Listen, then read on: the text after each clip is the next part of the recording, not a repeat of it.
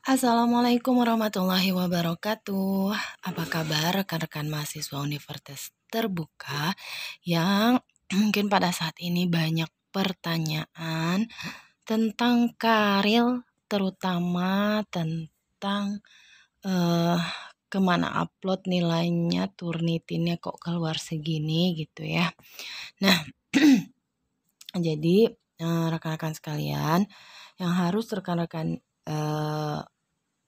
ingat adalah memang karir ini adalah pekerjaan yang bisa dikatakan memakan pikiran.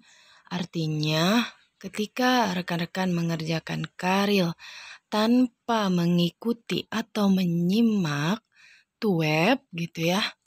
Tuweb 1, 2, 3, dan 4. Saya pribadi sebagai tutor, ya saya pribadi ya, mungkin tidak semua tutor. Kalau saya mengamatinya sebagai tutor dengan apa yang saya sudah bimbing itu sangat terlihat bedanya antara mahasiswa yang sudah mengikuti tuweb dengan yang belum mengikuti tuweb. Artinya, jika pada saat ini rekan-rekan yang baru upload tuweb lalu mendapatkan nilai Turnitin yang lebih besar dari 30 ditambah nilainya jauh dari standar kelulusan atau nilainya sama dengan 75, maka memang rekan-rekan yang mengerjakan baru-baru ini atau yang tanpa mengikuti tuweb tapi mengunggah karir akan sangat harus mengejar. Karena tutor sendiri itu menjelaskan karir dengan 4 pertemuan di tuweb sudah sudah relatif waktunya itu agak-agak terkejar gitu ya. Apalagi kalau rekan-rekan memilih jenis karirnya adalah penelitian. Nah, penelitian itu adalah sesuatu yang harus punya data. Artinya rekan-rekan sekalian harus mengolah datanya dulu. Nah, bagaimana kalau datanya hasilnya begini, bagaimana begini gitu ya. Itu kan membutuhkan waktu yang panjang menurut saya gitu ya. Tetapi kalau rekan-rekan memilihnya ide gagasan akan lebih relatif simple menurut saya. Nah, kebetulan mahasiswa saya sendiri itu beragam. Ada yang memilih ide gagasan, boleh dilihat ya di video-video saya sebelumnya. Ada yang memilih penelitian kuantitatif, ya ada gitu ya ada. Dan beliau merasa untuk penelitian kuantitatif beliau mampu karena data yang didapatkan itu ada semua di perusahaan beliau. Di lembaga kerja beliau. Begitu juga yang kualitatif. Kebetulan yang kualitatif juga ada mahasiswa saya yang mengambil. Dan mereka memang bisa mendapatkan data tersebut dengan mudah. Nah, artinya untuk kategori karir yang penelitian, rekan-rekan sekalian memang harus effort, harus memaksa lagi seperti apa standar yang diinginkan UT ya. Jadi kalau bisa tuh sebelum kalian mengerjakan tuh cocokin dulu ya, bukan lagi sunnah hukumnya tapi udah wajib. Apalagi kalau baru upload gitu ya. Itu kalian wajib sekali melihat panduan karya ilmiah yang ada di KB atau kegiatan belajar 1. Saya nggak ini nih, nggak ngeh, maksudnya apa ya misalnya. Itu bisa kalian lihat juga tuh di video saya yang ada di channel ini boleh ya. Nah terus, jumlah halaman berapa? Itu banyak pertanyaan jumlah halaman ya. Saya mendapatkan buku panduannya itu bahwa halaman yang diinginkan adalah 10 sampai 15 halaman tanpa menghitung cover dan daftar pustaka. Namun bagaimana kalau misalnya, saya halamannya lebih dari 15 misalnya 20.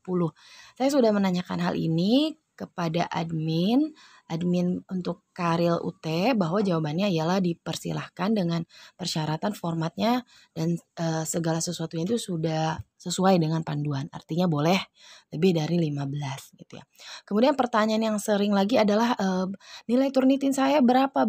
Itu sangat jelas tertulis di di persyaratan Karil bahwa Karil yang lulus adalah yang Turnitinnya itu kurang dari 30% ya.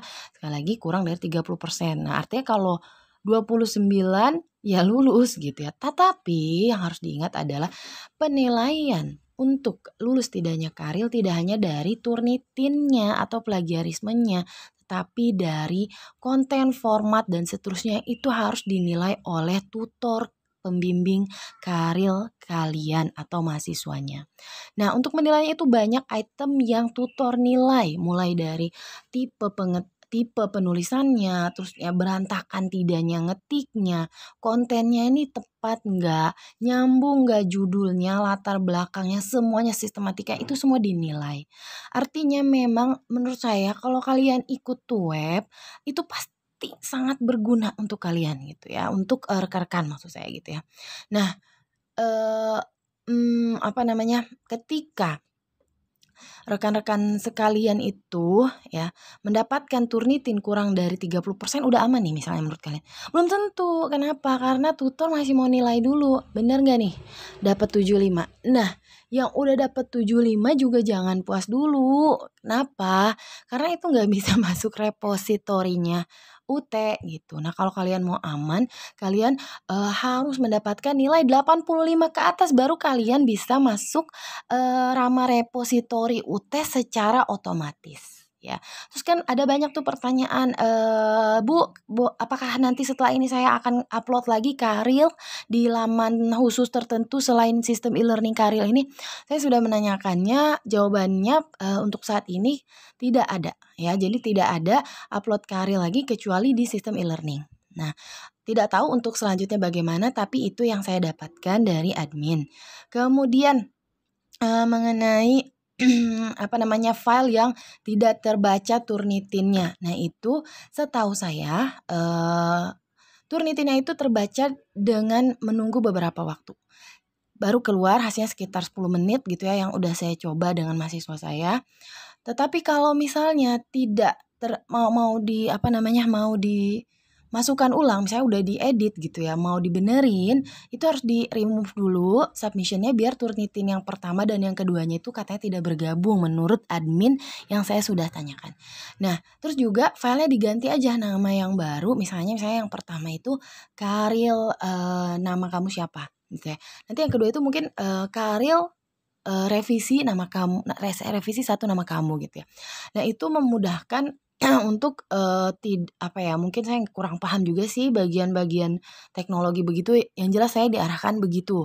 Nah, terus tapi kalau misalnya kalian ngupload dengan yang file yang sama ternyata nggak ada masalah, itu nggak masalah juga, yang penting masuk dengan file yang barunya itu. Nah, kemudian untuk lembar plagiarisme pakai Matra ini itu apakah di-upload, apa di-scan, ikuti aja, yang pastinya kan harus masuk tuh lembar plagiarismenya.